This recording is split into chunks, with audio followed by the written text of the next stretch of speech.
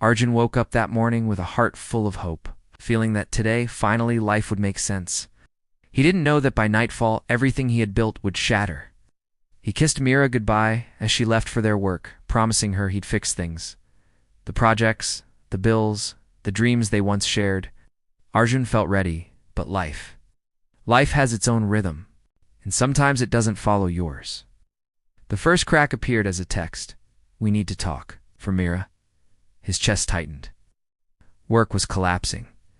To an unexpected crisis that could ruin everything he'd worked for. Panic whispered in his ear, but he swallowed it down, forcing a smile. And then the calls stopped, the emails piled higher, and the message finally came. Mira was leaving. She needed space. She couldn't hold on to the fragments anymore. Arjun's world didn't just shake, fell apart. In that moment, Arjun realized this wasn't the end. It was a test.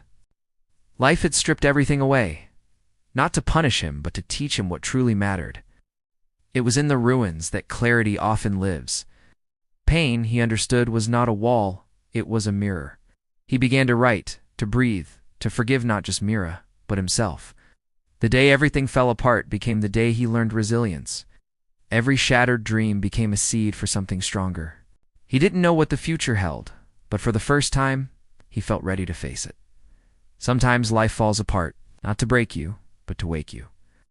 And in that waking, you find the courage to rebuild.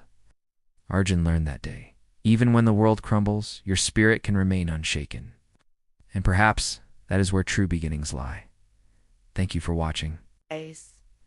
If this story resonated with you, please consider liking this video and subscribing to our channel for more content that explores the strength of the human spirit. See you in the next one.